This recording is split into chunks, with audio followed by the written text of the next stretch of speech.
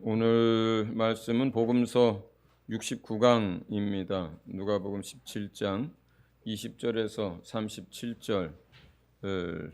37절까지의 말씀입니다. 교독하도록 하겠습니다. 누가복음 17장 22절부터 끝절까지입니다.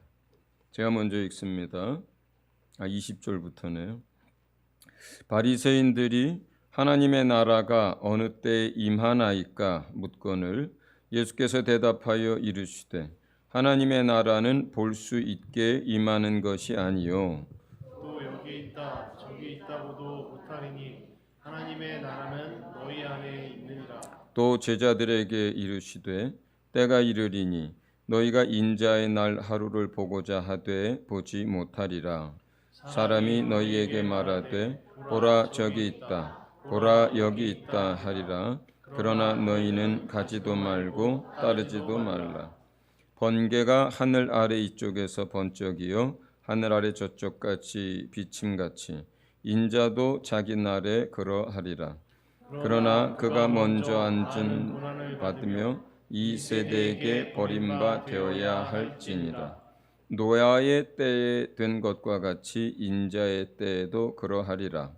노아가 방주에 들어가던 날까지 사람들이 먹고 마시고 장가들고 시집가더니 홍수가 나서 그들을 다 멸망시켰으며 또 롯의 때와 같으리니 사람들이 먹고 마시고 사고 팔고 집을 짓더니 롯이 소돔에서 나가던 날에 하늘로부터 불과 유황이 비오듯하여 그들을 멸망시켰느니라. 인자가 나타나는 날에도 이러하리라. 그날에 만일 사람이 지붕 위에 있고 그의 세간이 그 집 안에 있으면 그것을 가지러 내려가지 말 것이요 밭에 있는 자도 그와 같이 뒤로 돌이키지 말 것이니라. 롯의 철을 기억하라. 무릇 자기 목숨을 보존하고자 하는 자는 잃을 것이요 잃는 자는 살리리라. 내가 너희에게 이르노니 그 밤에 둘이 한 자리에 누워 있음에 하나는 데려감을 얻고 하나는 버려둠을 당할 것이요 두 여자가 함께 맷돌을 갈고 있음에 하나는 데려감을 얻고 하나는 버려둠을 당할 것이니라. 그들이 대답하여 이르되 주여 어디 오니이까? 이르시되 죽음 있는 곳에는 독수리가 모이느니라 하시니라. 아멘. 아멘.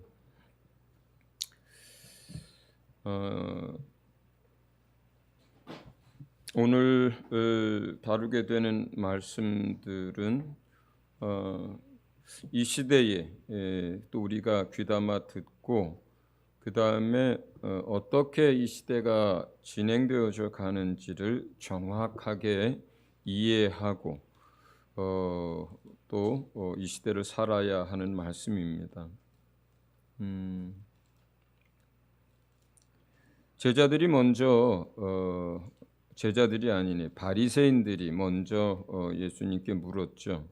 바리새인들이 물었습니다. 하나님의 나라가 어느 때에 임하는지를 물었습니다.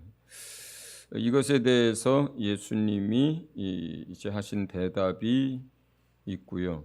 그 다음에 인자의 날에 관한 예수님의 이야기. 여기서 인자의 날이라고 하는 것은 예수님이 죽으시고 부활하시고 승천하신 다음에 이 은혜의 시대가 끝나고 예수님이 이 땅에 다시 재림할 때에 관한 이야기입니다. 그것에 관해서 예수님이 그 어느 복음서보다 이제 그 예수님이 하신 말씀을 순서대로 잘 기록을 해놨어요. 그러니까 여기에 있는 이 내용들만 잘 숙지를 하고 이해를 해도 이 마지막 때 우리의 삶에 혼란이 없을 거라고 저는 생각을 합니다. 그런데 이제 제가 오늘 20절부터 37절까지 말씀이 있지만 적용을 위해서 그 다음에 우리에게 오늘 가장 중요한 말씀의 내용은 마지막 날이 어떻게 계획됐고 어떻게 진행됐느냐가 중요하지 않고, 물론 그것도 중요합니다. 중요한데 실제로는 어떻게 되느냐가 문제가 아니라 그 속에서 우리가 어떠한 믿음을 가지고 살아내느냐가 더 중요한 거잖아요. 예, 그렇지 않습니까? 마지막 때 하나님이 어떤 식으로 계획하셨고 그 마지막 시대가 인자의 날이 어떻게 진행될 거를 아느냐 모르느냐보다 더 중요한 게 뭐냐면 우리가 믿음 안에서 서서 승리하고 또 이 마지막 시대에서 우리의 역할을 다하고 하나님 나라의 첫째 부활에 참여하는 그 믿음을 갖는 것, 그 삶을 사는 게 더 중요하잖아요. 그렇죠? 아멘. 예, 그렇기 때문에 사실은 제일 중요한, 오늘 본문에서 가장 중요한 핵심은 저는 21절입니다. 또 여기 있다 저기 있다고도 못하리니 하나님의 나라는 너희 안에 있느니라 하는 이 말씀이 사실은 오늘 우리가 적용해야 할 말씀이고 붙들어야 할 말씀이고 맛을 보고 경험해야 할 말씀이거든요.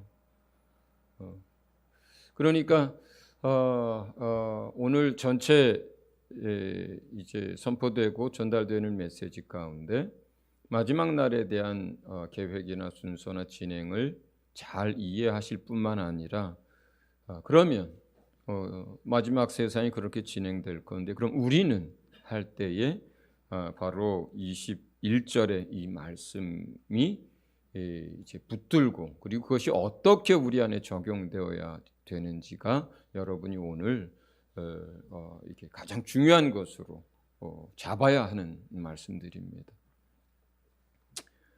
우선 그 바리새인들이 하나님의 나라에 대해서 물을 때 어느 때에 대해서 물었습니다. 그러니까 언제 임하느냐라고 물었습니다.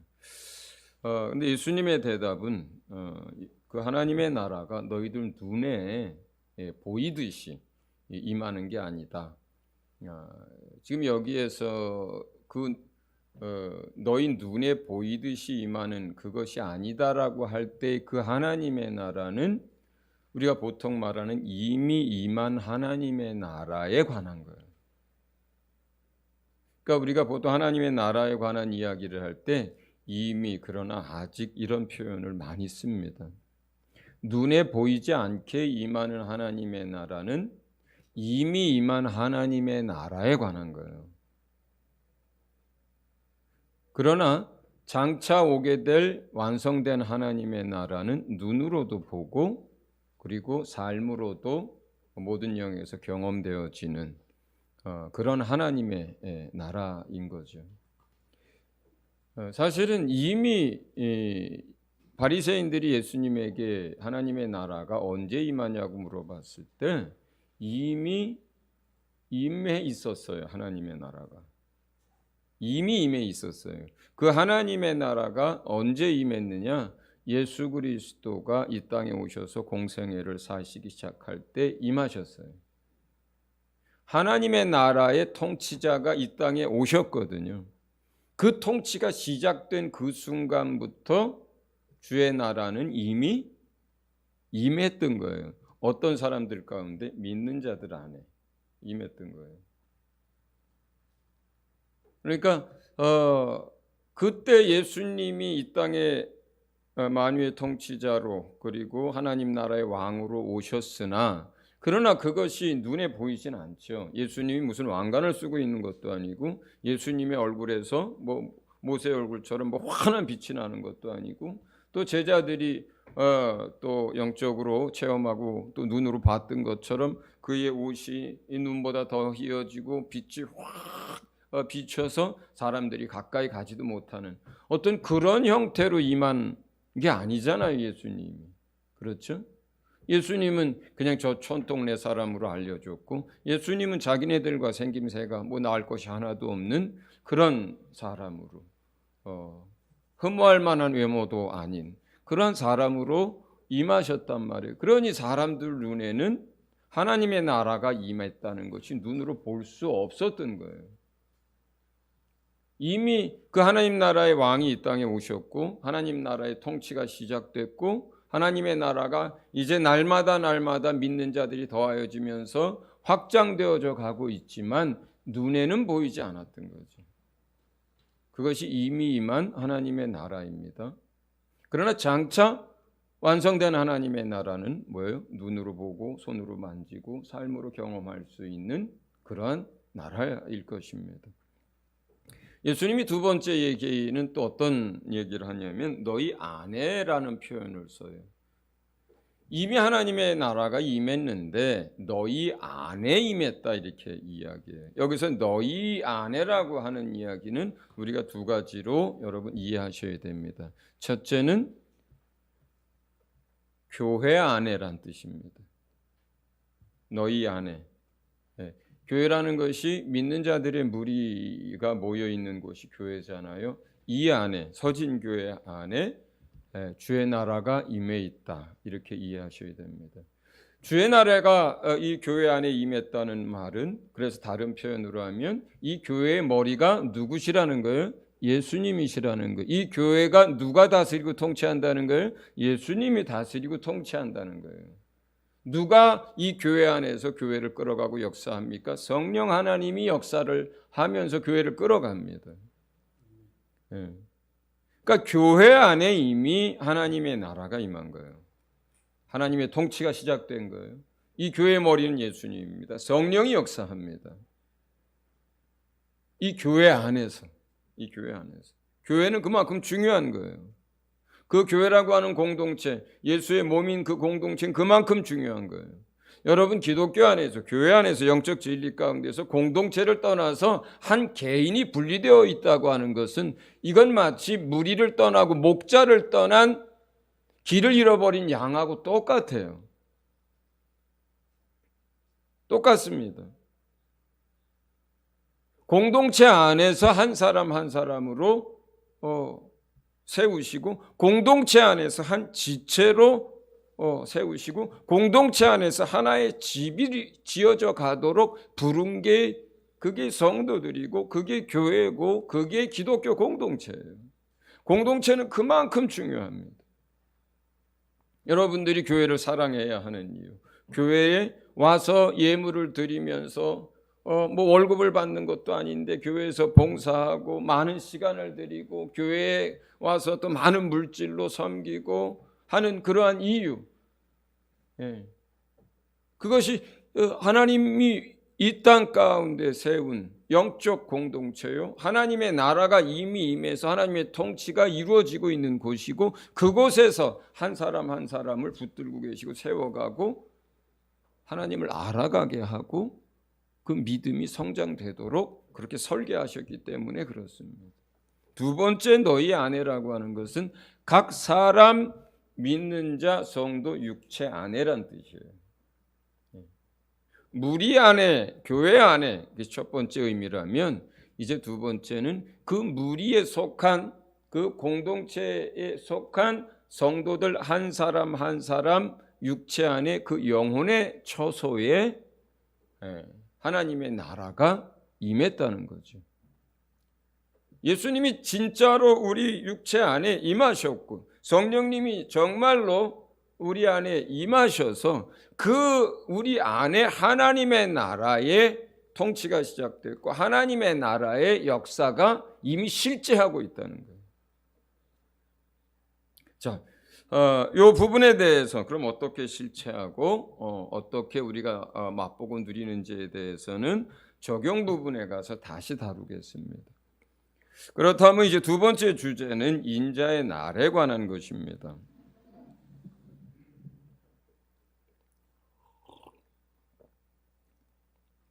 잘 들으셔야 합니다. 인자의 날과 관련돼서 첫 번째 주님이 하시는 얘기는 23절입니다.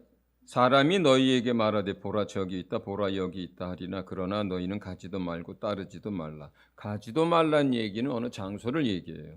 따르지 말라고 하는 얘기는 어떤 사람을 얘기해요.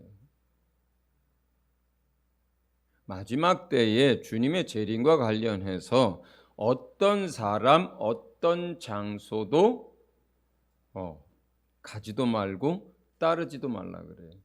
왜냐하면 주님의 임하심은 번개가 칠 때와 같다 이렇게 얘기하시는 거예요. 번개가 칠 때는 어떤 것이냐면 번개가 여기서 치면 큰 번개들이 이 마을 저 마을 저 산골에서 다 함께 보여질 수 있는 거잖아요. 번개라고 하는 게. 물론 지구 저 반대편에서는 못 볼 수도 있겠죠. 그러나 그런 의미가 아니라 번개가 치듯이 그 주님이 오실 땐 모든 사람이 보게 될 거라는 거예요. 모든 사람이 알게 될 거라는 거예요. 물론 주님의 지상 재림을 말씀하시는 거예요.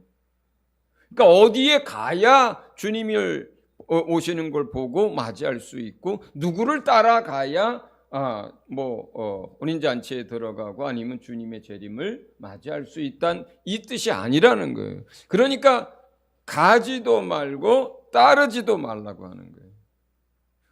기독교 역사에는 중요한 순간 때마다 어떤 전환점이 될 때마다 1000년이 됐을 때 2000년이 됐을 때 또 무슨 세계대전이 있을 때 무슨 흑사병이 돌 때 이럴 때마다 어떤 장소가 하나님이 보호하시는 장소다 또는 어떤 누구를 따라가서 그가 얘기하는 가르침을 믿음으로 받아들여야 휴거를 당한다 천국에 간다 이런 얘기들이 계속 있어 왔었어요. 그러나 여러분 가지도 말고 따르지도 말라 그래요. 주님의 임하심은 우리가 어느 곳에 있든지 무엇을 하고 있든지 모두가 다 이 땅에 주님이 임하실 때 볼 수 있게 임하신다는 뜻입니다. 이해하셨죠? 네. 가지도 말고 따르지도 말아라. 첫 번째 이렇게 얘기합니다. 두 번째는 노아의 때와 같고 롯의 때와 같다 이런 얘기를 해요. 홍수가 시작된 비가 쏟아지기 시작한 그날까지 그 직전까지 먹고 마시고 시집가고 장가가고 심고 거두고 이렇게 하고 있었어요. 소돔과 고모라 역시 불과 유황으로 그 성이 멸망되기 직전까지 먹고 마시고 놀고 심고 거두고 일상의 삶을 살았어요. 이 노아의 때 또 롯의 때와 같다라고 할 때 첫 번째 의미는 그날이 갑자기 임할 것이란 뜻이에요. 첫 번째 의미는. 두 번째 의미는 뭐냐면 롯의 때도 그랬고 노아의 때도 그랬고 하나님의 사람들에게는 미리 알려졌다라고 하는 거예요. 그러니까 세상 사람들과 영적으로 잠들어 있는 사람들에게는 어느 날 갑자기 임하시는 것이지만 그러나 깨어있는 자들과 하나님의 백성들과 말씀을 가지고 이미 하나님의 징조에 대해서 이해하고 있었던 사람들에게는 그 시대를 분별할 수 있었다는 뜻이고 그 주님이 임하시는 것이 문 밖에 오셨다라고 하는 것을 알 수 있는 저녁에 노을이 붉으면 그 다음날 날이 좋을 거라고 하는 것을 세상 사람들이 아는 것처럼 너희도 그렇게 분별할 수 있을 거라고 했단 말이에요. 노아에게 말씀을 하셨습니다. 세상을 물로 심판할 거라고. 그리고 큰 방주를 짓게 하셨습니다. 그 방주를 짓는 일이 하루 이틀에 끝난 것도 아니고 1년 20년에 끝난 것도 아니에요. 아무리 짧게 잡아도 60년, 70년, 80년, 길게 잡는 사람 100년까지도 잡아요. 어쨌든 굉장히 수십 년에 걸쳐서 산중턱에 노아의 방주를 짓고 있었습니다. 자, 그렇다면 노아는 알았던 거예요. 그렇죠? 그 다음에 그 방주를 짓고 있는 것들이 비밀스럽게 지었겠어요. 그렇게 큰 방주를 수십 년에 걸쳐서 짓고 있는데 많은 사람들에게도 방주 짓는 일들을 통해서 이미 하나님이 하고 있는 일들이 보여졌습니다. 그러나 사람들 눈에는 그것이 무슨 의미인지를 깨닫지 못했습니다. 미쳤다고 했겠죠. 정신 나간 사람들이라고 했겠죠. 롯의 때도 마찬가지입니다. 아브라함에게 알려주셨습니다. 그리고 롯에게도 알려주셨습니다. 하나님을 경외하는 사람들에게, 하나님의 사람들에게는 하나님의 심판이 임했고 그 날을 준비해야 하고 이 시대가 어떤 시대인지를 반드시 알게 하십니다. 그리고 그것을 알게 하기 위해서 수많은 하나님의 말씀과 징조들에 대한 이야기들이 이미 성경에 기록되어져 있습니다. 우리가 영적으로 잠들어 있지 않다면, 그리고 우리가 깨어서 주의 날을 기다리면서 사는 사람들이라면 우리는 적어도 그 날과 시는 알지 못하지만 시대는 분별할 수 있을 것이고, 그리고 그때가 얼마나 급박한지를 알 수 있을 것이고,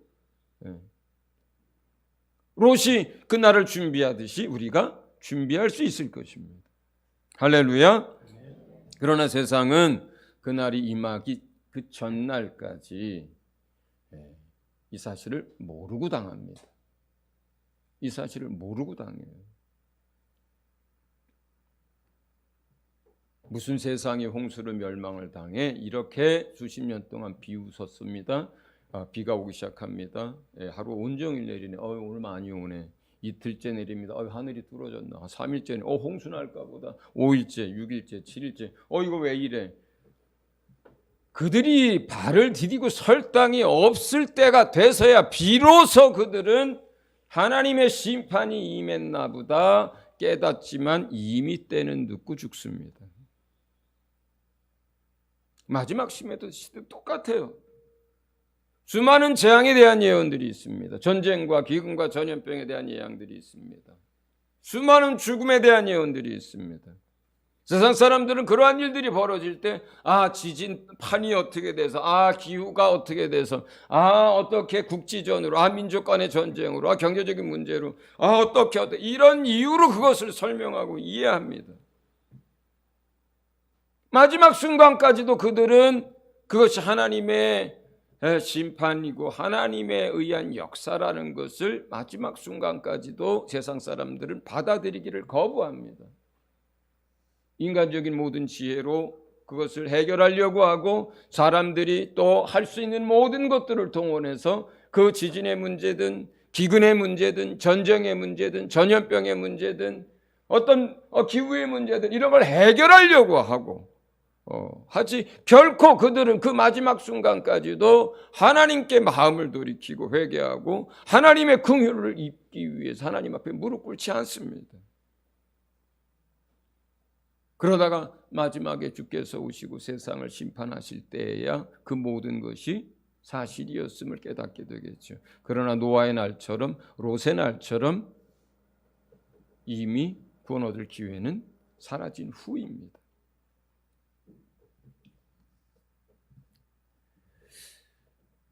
그 다음에 세 번째는 31절 33절에 롯의 철을 기억하라 이렇게 얘기합니다. 그 유황불이 소돔에 쏟아지고 있는 그 와중에 그날 저녁에 이미 하나님의 심판에 대해서 다 들었고 그리고 경고까지 받았습니다. 뒤돌아보지 마라. 그럼 함께 멸망한다. 그럼에도 불구하고 롯의 때에 롯의 처는 그 유황불이 떨어지고 그 도시가 멸망할 때에 뒤를 돌아다 봅니다. 그것이 상징하는 것이 무엇이겠습니까? 내 평생 가꾸었던 내 재산들, 내 평생 마련해서 잘 살고 있었던 내 집들, 내 다른 딸들, 내가 살던 마을들, 내가 사랑했던 세상들, 그것에 대한 미련 때문에 그것을 그들의 마음에 그 롯이 그 처의 마음에 그것을 다 놓지 못했기 때문에 세상을 돌아본 거예요. 호기심의 문제가 아닙니다. 어떻게 멸망하느냐에 관한 이야기를 쓴 게 아니에요. 롯의 처가 세상이 멸망하는 그 순간까지 세상을 사랑하고 세상 것들을 좋아하고 그것을 붙들고 그것을 아까워하고 놓지 못했던 롯의 처의 마음에 관한 표현입니다. 결국 우리가 모든 것들을 다 안다 할지라도 그리고 또 우리가 그 심판의 그 과정 속에 들어가 있다 할지라도 우리가 예수님을 믿고 교회에 나오는 사람이라 할지라도 우리 마음에 세상을 주님보다 더 사랑하고 세상에 미련이 남고 세상의 것들을 붙들려고 하고 그것을 가지고 아둥바둥하고 있는 그러한 마음 상태라면 심판에 관한 이야기를 알고 지금 심판이 내려오는 가운데서도 우리가 그것을 놓지 못합니다. 그 인간이에요. 그게 사람의 모습입니다. 그게 사람입니다.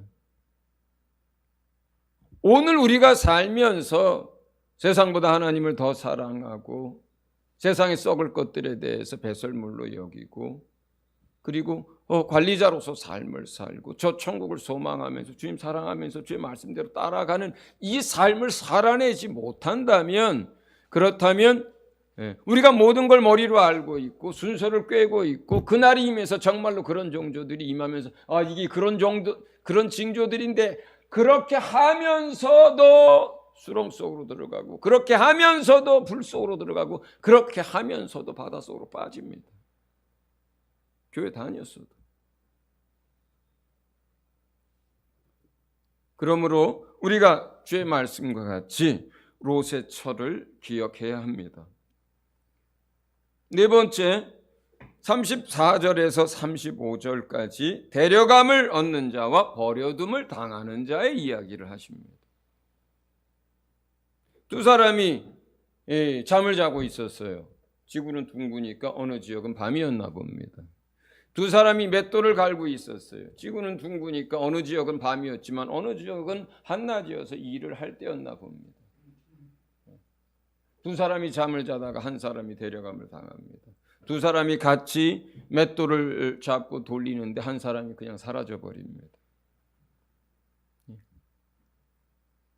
데살로니가 서에서는 이것에 대해서 분명하게 얘기하죠. 4장 혹시 같이 한번 읽어볼까요? 시작.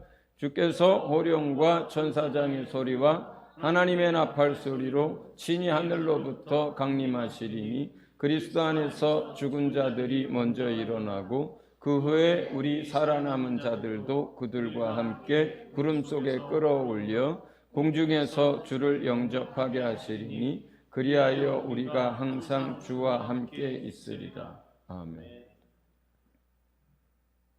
이렇게 너무도 선명하게 분명하게 기록했는데 자꾸 이런 것들을 그냥 다르게 해석할 이유가 하나도 없습니다. 이걸 무슨 어떤 다른 이유를 갖다 대고 다른 의미로 해석할 이유가 하나도 없습니다. 주께서 공중에 임하실 때 깨어있는 하나님의 사람들이 공중으로 들려 올라갑니다. 천사들의 나팔 소리를 듣고 깨어납니다. 그 이름을 부를 때에 죽은 자들이 먼저 예수 안에서 믿음을 가지고 죽었던 사람들 가운데 먼저 일어나서 신령한 몸을 입고 공중으로 올라가는 사람이 있고 살아서 있다가 그날을 맞이하는 주의 백성들 가운데 호련히 변화돼서 들려 올라가는 사람들이 있습니다. 그런가 하면 이 땅에 남겨지는 사람들이 있습니다. 첫째 부활에 대한 이야기입니다. 그리고 이렇게 들려 올라간 사람들은 혼인잔치에 참여하게 되는 사람들입니다. 그리고 이 사람들은 그리스도의 신부가 이제 될 뿐만 아니라 그 다음에 이 사람들은 예수님이 지상 재림할 때 천년왕국이 시작될 때 예수님과 함께 통치하는 사람들입니다. 그리고 이 사람들은 하나님의 나라가 완성됐을 때 주님 곁에 살면서 새 예루살렘 성이라고 표현되는 사람들이고 영원히 하나님과 함께 예수 그리스도와 함께 통치하는 그 사람들입니다. 그 사람들입니다. 예수 믿는 사람들이 다 이렇게 들려 올라가고 다 혼인잔치에 참여하느냐? 그렇지 않습니다. 열처녀의 비유가 의미하는 것은 정확히 그것입니다. 뭐 50대 50이란 뜻이 아니라 어떤 이는 주님 오실 날을 준비하면서 깨어서 영적 삶을 살았고 어떤 이는 영적으로 잠들어져 있습니다.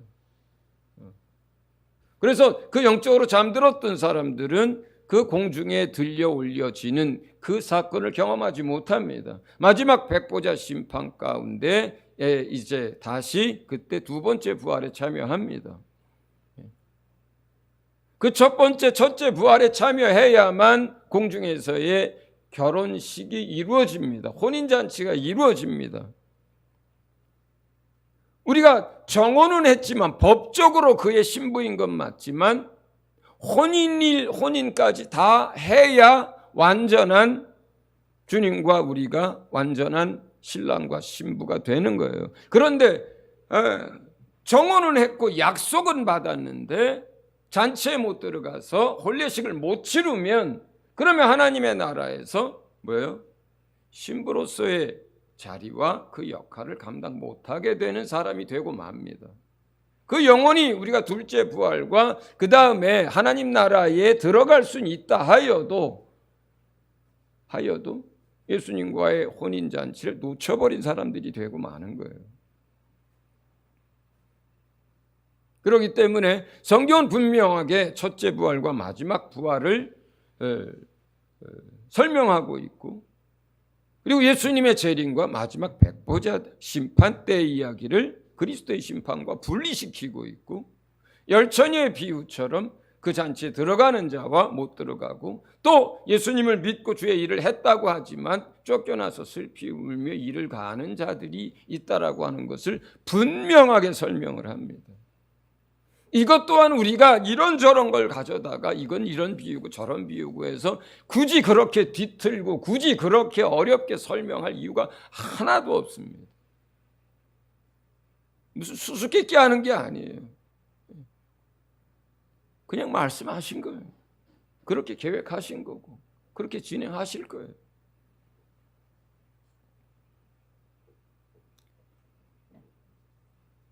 이 이야기들을 듣고 사람들이 묻습니다. 주여 어디 오니까? 이렇게 물어봐요. 마지막 37절에 보면 그들이 대답하여 이르되 주여 어디 오니까? 이르시되 죽음 있는 곳에는 독수리가 모이느니라 하시니라. 사실 이 사람들은 장소를 물어봤어요. 장소를 물어봤는데 주님은 그 장소에 대한 이야기가 아니라 주님이 지상 재림할 때에 또 공중 재림할 때에 이 땅에서 벌어지는 징조에 대해서 설명하셨어요. 여기 있던 사람들이 처음에는 언제 임하나이까라고 언제를 물어봤고, 그 설명을 듣고 나서 얼마나 이해했는지 모르지만 마지막 질문은 어디로 임하나이까 이렇게 물어보셨어요. 물론 예수님이 공중에 임하시고 지상 재림할 때는 그가 올라가셨던 그 장소로 다시 내려오신다고 했습니다. 그가 죽으셨던 그 장소로 오시겠지요. 그러나 주님이 지금 여기에서 말씀하시는 그 대답은 장소에 관한 것이 아니고 이러한 일들이 일어날 때 마지막 인자의 날에 공중 재림했다가 지상 재림하는 그 시간 차이가 7년이 될지 7개월이 될지 7일이 될지 저는 알지 못하겠어요. 그러나 어쨌든 주께서 공중에 임하시고 다시 지상에 재림하게 되는 이 인자의 날에 가장 큰 증거는, 가장 큰 징조는 뭐냐면 수많은 죽음이에요. 수많은 사람들이 죽는 일이 일어납니다. 여기서 죽음이라고 하는 것은 이건 뭐예요? 옛날 말이지만 시체예요. 죽은 사람들의 시체를 죽음이라고 부릅니다. 그리고 그런 곳엔 뭐예요? 독수리들이 모입니다. 옛날 전쟁에는 이제 그랬죠. 독수리들이 전쟁터마다 휩쓸고 지나간 시체들을 뜯어먹고 그랬습니다. 수많은 죽음이 기다리고 있습니다. 우리가 이 죽음에 대해서 첫 번째 생각해 볼 수 있는 것은 수많은 사람들이 예수 믿는 사람들이 환난의 때에 죽임을 당합니다. 순교하는 일들이 벌어집니다. 두 번째는 재앙들이 뭐 여러 가지 이 모습의 재앙들이 뭐 나팔 재앙, 대접 재앙, 뭐 인재앙 어떤 재앙들이 진행될 때 우리가 상상할 수 없는 숫자의 사람들이 죽게 됩니다. 그냥 그걸 비유로 읽지 않고 실제로 읽는다면 예를 들어서 뭐 사람의 3분의 1이 죽고 이렇게 표현들이 돼요. 사람들의 3분의 1이 죽고 이렇게 표현이 됩니다. 그럼 왜 수십억이 죽는다는 얘기예요? 어떤 재앙들로 인해서. 그 시간이 얼마나 길고 짧을지는 모르지만 수많은 사람들이 죽습니다.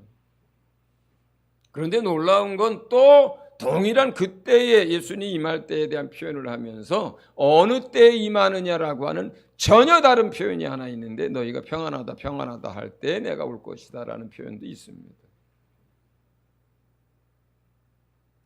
이번에 우리가 코로나 와중을 지나가면서 많은 것들을 봤습니다. 어떤 지역에서는 뭐 관들이 그냥 길거리에 시체들이 길거리에 뭐 컨테이너에 묻을 수가 없을 정도로 수십만의 사람들이 한 도시에서 죽어나갔습니다. 그러나 어느 땅에서는 뭐예요? 그런 일이 있는 줄도 모르고 지나가기도 하고 그냥 평안하다 평안하다 하기도 합니다. 마찬가지입니다. 전 지구적인 재앙들과 또 징조들이 실제가 되고 그렇게 진행되는 그 와중에도 어떤 땅에서는 수많은 사람들이 굶어 죽고 전쟁이 일어나서 죽고 기근으로 죽고 전염병으로 죽어가지만 또 어떤 땅에서는 평안하다 평안하다 그러한 땅도 있습니다. 그러나 가장 큰 징조 이렇든 저렇든 간에 수많은 죽음을 보게 될 거예요. 그리고 마지막 죽음은 마지막 아마겟돈 전쟁에서의 죽음입니다. 그 많은 징조들이 재난의 징조들이 지나가고 있는 와중에 사람들은요 회개하고 그것이 심판의 손길인가 보다 하고 하나님을 찾고 무릎 꿇지 않고 도리어 하나님의 끝까지 맞서겠다고 합니다. 처음에는 이것이 자연재해라고 하고 이것이 전염병이라고 하고 이래서 뭐 이런 방법 의료적인 방법 뭐 지구가 연합하고 뭐 어쩌서 이런 방법으로 하다가 맨 마지막에는 어떻게 하냐면 이것이 하나님이 행하시는 일이라는 걸 마지막에는 세상 사람들도 압니다. 그런데 그들이 어떻게 얘기하냐면 자 우리가 모여서 힘을 합해서 그 하나님과 싸우자 이렇게 합니다. 그리고 모든 나라 사람들이 아마겟돈으로 모입니다. 그리고 마지막 예수님이 이 땅에 임하셔서 그 아마겟돈 전쟁에서 그들을 진멸하시고 심판합니다. 수많은 죽음이 마지막에 또 그렇게 임하게 됩니다. 그렇기 때문에 우리가 어느 정도의 환난을 지나고 어느 정도의 재앙 가운데서 우리가 공중에 들려 올라갈지는 모르지만 이 땅에 남겨져 있다면 그것이야말로 말할 수 없는 환난이고 큰 재앙일 거예요. 우리가 예수님을 믿는데 하나님의 자녀인데도 불구하고 우리가 들림받지 못한다면 첫째 부활에 참여하지 못한다면 얼마나 끔찍한 재앙이 우리를 기다리고 있겠습니까? 자 그러면 이 인자의 날이 임하고 그리고 이러한 재앙이 임하고 이러한 수많은 죽음이 임하는 그 시대에 그러면 어떻게 해야 우리가 그런 환난을 피하고 어떻게 해야 우리가 첫째 부활에 참여할 수 있을까? 저는 그 방법이 21절이라고 봅니다. 하나님의 나라는 너희 안에 있느니라 이 말씀이라고 봅니다. 이 말씀이 우리 안에 실제가 되고 이 말씀이 우리 안에 누려져야 우리가 이 세상에 어떤 환난이 임하든 어떤 죽음이 임하든 어떤 징조가 임하든 우리는 승리할 수 있는 믿음을 가질 수 있습니다. 그렇다면 구체적으로 그 하나님의 나라가 우리 안에 임했고 그런 삶을 산다는 것은 어떤 것이냐? 먼저 히브리서 6장 4절과 5절을 같이 읽어봅니다. 같이 읽습니다. 시작. 한번 빛을 받고 하늘의 은사를 맛보고 성령에 참여한 바 되고 하나님의 선한 말씀과 내세의 능력을 맛보고. 자, 여기에는 맛본다라는 표현, 참여한다는 표현, 받는다라는 표현이 있어요. 지금 4절과 5절은 어떤 사람들이냐? 예수 믿는 사람들을 얘기해요. 예수 믿고 성령 세례를 받은 사람들을 얘기해요. 그런데 그 사람들이 어떤 삶을 사느냐, 이 땅에서. 완성된 하나님의 나라가 이 땅에 임하기 전에 정말 예수 믿는 사람, 성령 세례 받은 사람들이 이 땅에서 하나님의 나라를 어떻게 누리고 어떻게 맛보고 어떻게 경험하고 사느냐를 가장 잘 표현한 거예요. 제가 볼 때는. 지금 우리 안에 하나님의 나라가 임했다는 것보다 더 중요한 것, 우리 안에 예수님이 임했다는 것보다 더 중요한 건 뭐냐면 그분의 통치를 받고 그분이 우리 가운데 역사하고 그 임한 하나님의 나라를 경험하고 맛보고 누리면서 사는 삶이에요. 실제 우리가 하나님의 나라의 사람으로서 이 땅에 발 디딛고 사는 그 삶을 말해요. 그 삶을 말해요. 그럼 구체적으로 몇 가지를 여기는 지금 표현을 합니다. 빛 가운데 사는 걸 말해요. 말씀의 빛이 비춰지고 예수 그리스도의 빛이 비춰지고 진리의 빛이 비춰지고 성령의 빛이 우리 안에 비춰져서 하나님의 나라가 우리 안에 임했고 그 하나님의 나라의 백성으로 산다는 건 어떤 것이냐? 어제까지 우리가 주님을 알지 못할 때까지는 어디로 가야 우리가 사는 것인지, 어떻게 살아야 영원히 살 수 있는 것인지, 어디가 진리고 무엇이 의미 있는 건지 우리가 알지 못하고 살았습니다. 원수가 우리에게 뺨을 쳐도 왜 내가 뺨을 맞는지도 몰랐습니다. 다 사람들 때문인 줄 알았습니다. 가정이 깨지고 자식이 망가져도 사업이 막 그렇게 되고 계속해서 악순환의 삶을 살아도 그냥 우리 보이는 것이 전부 다인 줄 알고 살았습니다. 이렇게 살면, 양심대로 살면 되는 줄 알았습니다. 그러나 그러한 어려움과 그러한 환난과 그러한 시간들이 닥칠 때마다 우리는 이렇게 살아도 되는 것인지, 왜 우리의 삶이 이렇게 고통스러운지, 왜 우리가 왜 이렇게 인생을 헤매면서 사는지 모르고 살았습니다. 우리가 어둠 가운데 있었기 때문에 그렇습니다. 하나님의 자녀가 되고 하나님의 백성이 되면 우리가 진리의 빛을 비춤을 받고 예수 그리스도를 보면서 또 예수 그리스도께서 우리 안에서 빛으로 임하셔서 살기 때문에 어둠에 다니는 자와 같지 않고 빛 가운데서 걷는 자처럼 살아갑니다. 세상이 왜 이렇게 악한지, 왜 사람들이 이렇게 무너지는지, 원수들이 어떻게 역사하는지를 이제 우리는 알고 보고 삽니다. 알고 보고 삽니다. 우리의 싸움이 무슨 싸움인지, 우리의 진짜 적이 누군지 알고 싸웁니다. 싸우는 방법도 압니다. 하나님의 말씀이 우리의 검이고 성령이 우리 안에서 역사하고 싸우는 방법도 알고 싸울 능력도 생깁니다. 우리가 하나님 나라가 우리 안에 임했다는 것은, 그 가운데 산다는 것은 어떤 것이냐? 빛 가운데 살고 빛이 우리를 계속해서 비춰주시는 것을 말합니다. 첫 번째. 두 번째는 하늘의 은사를 맛보고 그래요. 맛본다 그래요. 여기서 하늘의 은사라고 하는 것은 무슨 어떤 성령이 나타나는 몇 가지 은사를 말하는 게 아니라 하나님 나라에서 주어지는, 하나님 나라에서 속한 모든 선하고 아름다운 것들을 맛본다 이 뜻이에요. 여기서 맛본다라고 하는 것은 experience라는 표현을 씁니다. 경험하는 걸 얘기해요. 우리가 이 땅에 살고 있지만 하나님 나라에 속한 생명, 그 하나님 나라에 속한 기쁨, 그 하나님 나라에 속한 평안, 그 하나님 나라에 속한 지혜, 그 하나님 나라에 속한 인내, 그 하나님 나라에 속한 아름다운 모든 것들을 이 땅에 살면서 그런 것들을 경험하면서 산다는 뜻이에요.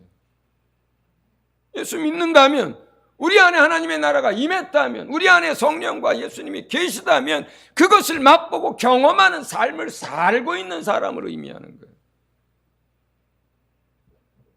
세 번째, 성령에 참여한 바 되고, 성령이 우리 안에 와서 모든 것을 함께하고 모든 것을 나누어 갔습니다. 하나님 나라의 백성으로 이 땅에서 살아간다는 것, 성령이 없으면 아무것도 설명이 안 됩니다. 성령이 누구십니까? 하나님이세요. 하나님의 본 영이세요. 하나님이 우리 안에 오셔서 마치 우리가 태어났을 땐 어미가 자식을 돌보듯이, 우리가 자라갈 때는 선생님이 우리를 가르치시듯이, 우리가 모든 상황 속에 때 아버지가 나와 함께 하시듯이 구원하고 지지하고 인도하시고 가르치고 보호하고 책임져 주시듯이, 그렇게 성령이 나와 모든 것을 나누고 함께하고 동행하는 이 삶을 사는 것이 하나님의 나라가 우리 안에 임했다는 것이고, 그 삶을 산다는 뜻입니다. 그 다음에 하나님의 선한 말씀을 또 맛본다 그랬어요. 하나님의 진리의 말씀, 생명의 말씀을 날마다 경험하고 맛보고 실제로 그것을 붙들고 살아가는 삶을 말해요. 정확하게 그 뜻입니다. 우리가 하나님의 말씀을 듣고 깨닫고 그것을 마음에 간직했습니다. 이 말씀대로 살고 이 말씀을 경험하고 이 말씀이 우리의 삶의 빛이 되고 이 말씀이 우리의 능력이고 이 말씀이 우리 가운데서 열매 맺게 하는 날마다의 이 삶 자체를 얘기해요. 우리가 하나님 나라에서 산다는 것, 하나님의 나라가 우리에게 임했다는 걸, 그걸 얘기해요. 마지막으로 내세의 능력을 못 보고, 그 내세가 뭡니까? 여기서 오는 하나님의 나라라는 뜻이에요. 장차 임할 하나님의 나라를, 근데 그것을, 그 능력을, 그 하나님의 나라를 어디서 맛본다는 거예요? 여기서 맛본다는 거예요. 여기서 맛본다는 거예요. 치유하는 능력도, 문제를 해결하는 능력도, 원수들을 대적하는 능력도, 따르는 기사와 표적과 이적도, 사람이 변화되는 것도, 새롭게 되는 것도, 그 모든 것들이 하나님의 나라에 속한 능력으로 말미암는 것들인데, 그 장차 오게 될 그 하나님의 나라의 능력을 그 나라에 가서가 아니라 지금 이 땅에 살면서 그것을 맛본다는 말이에요. 지금 여기에서 4절과 5절은 이미 이 땅에서 그리스도인들이 누리는 믿음, 성도의 삶, 하나님의 나라가 그 안에 임한 사람들의 삶을 얘기하는 거예요. 그 다음 구절이 뭡니까? 이렇게 맛보고 이렇게 경험하고 이렇게 살다가 다시 세상으로 돌아간다면 회개케 할 방법이 없고 사함받지 못한다는 얘기가 나오는 거예요. 그럼에도 불구하고 그렇게 된다면, 그렇지 않겠습니까? 하나님의 나라가 우리 안에 임하고 하나님의 통치를 우리가 받고 동행하면서 이렇게 그 빛 가운데 살고 하늘의 모든 선한 것들을 맛보고 경험하면서 성령이 동행하고 하나님의 선한 말씀을 날마다 믿음으로 순종하면서 경험하고 그 하나님 나라의 능력으로 우리 안에서 맛보면서 살아가고 있다가, 그러다가 만약에 믿음을 부인하고 세상으로 다시 돌아간다면 어떻게 용서를 받을 수 있겠어요? 어떻게 다시 기회가 주어지겠어요? 그 뜻이거든요. 그러니까 여기서 6절 이하의 이야기들은 그런 주제지만, 그러나 오늘 내가 주목하고 여러분과 나누고자 하는 얘기는 4절, 5절 이 자체는 그리스도의 삶이라는 거예요. 이 땅에 사는 하나님의 나라가 우리 안에 임한 사람들의 모습이라는 거예요. 그게 하나님의 나라가 우리 안에 임했을 때 우리에게 이루어지는 실제라는 거예요.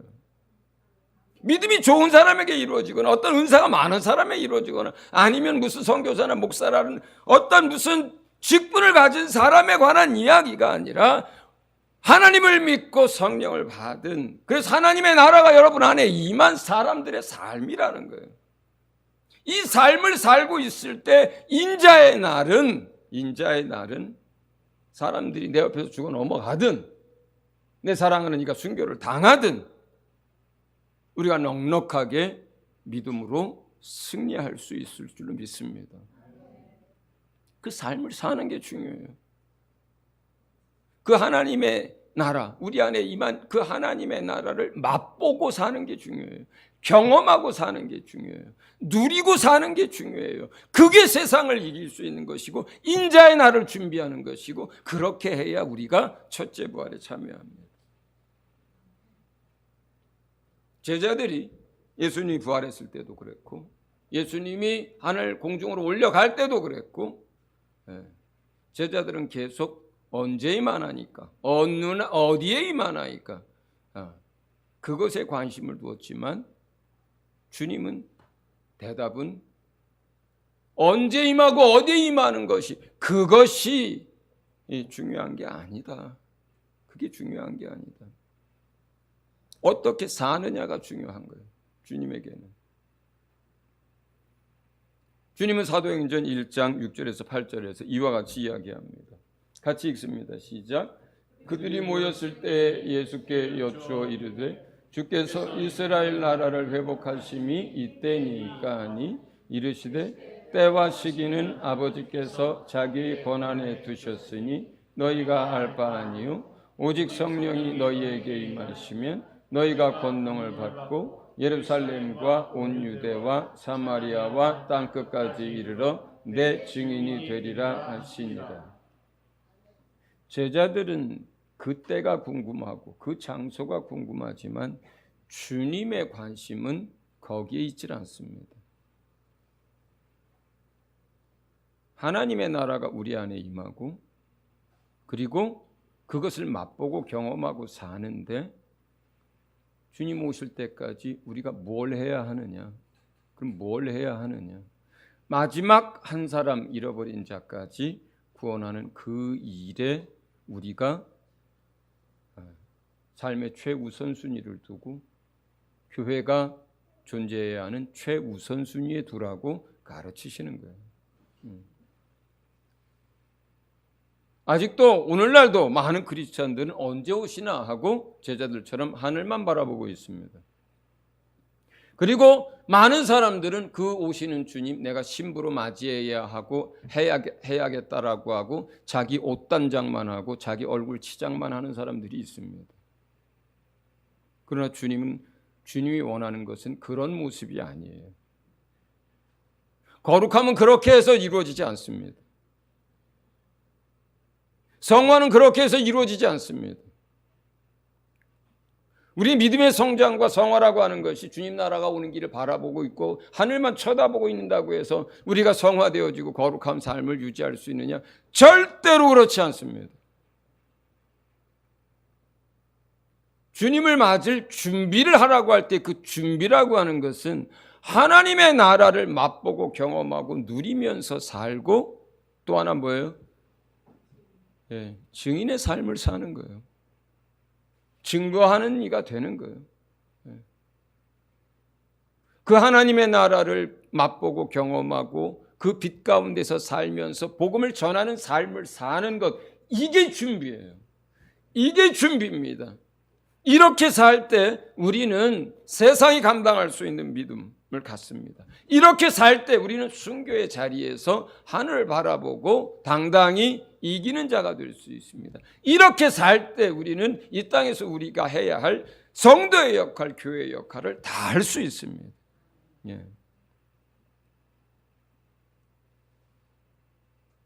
우리가 가지고 있다 여겼던 모든 것들 심판의 날이 임하고 이 땅이 멸망당할 때 아무것도 못 건집니다. 우리가 그렇게 사랑하고 좋아했던 많은 것들, 세상의 것들 아무것도 남지 않습니다.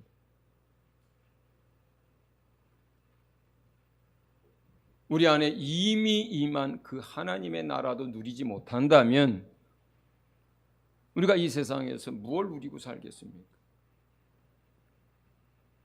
여러분 모두에게 이미 하나님의 나라가 임한 줄 믿습니다.